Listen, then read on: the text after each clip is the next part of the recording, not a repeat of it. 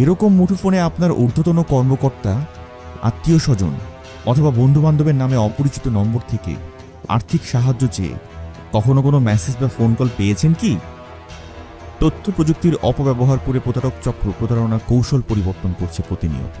বিভিন্ন যোগাযোগ মাধ্যম যেমন হোয়াটসঅ্যাপ, ইমো, ভাইবার, মেসেঞ্জার ইত্যাদিতে একজন ব্যক্তির নাম, ছবি ও ফোন নম্বর দিয়ে প্রতারকেরা সহজেই তৈরি করছে ফেক অ্যাকাউন্ট। আর এসব ফেক অ্যাকাউন্টে পরিচিত মুখ ও নাম দেখে আমরাও করছি বিশ্বাস, আর এভাবেই প্রতারিত হচ্ছে প্রতিনিয়ত। বিভিন্ন সময়ে নিজেকে ঊর্ধ্বতন কর্মকর্তা পরিচয় দিয়ে সাধারণ মানুষের সরলতার সুযোগ নিয়ে হাতিয়ে নিচ্ছে অর্থ। এছাড়াও প্রতারক যেই ব্যক্তির পরিচয়ে প্রতারণা চালাচ্ছে, সামাজিকভাবে তারও হচ্ছে সম্মানহানি।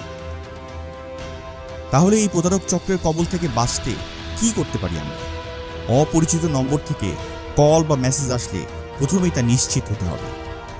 কল বা মেসেজের মাধ্যমে আর্থিক সহযোগিতা চাইলে আগে যাচাই করুন, পরে সিদ্ধান্ত নিন। আপনার ব্যক্তিগত তথ্য কাউকে প্রদান করবেন না। প্রতারিত হচ্ছেন সন্দেহ হলে আইন শৃঙ্খলা বাহিনীর শরণাপন্ন হন। প্রতারণা থেকে বাঁচতে সর্বোত্তম উপায় ব্যক্তিগতভাবে সচেতন হওয়া। তাই আসুন অনলাইনে প্রতারণার বিরুদ্ধে সচেতন হই, একসাথে রুখে দেই প্রতারকদের হাত।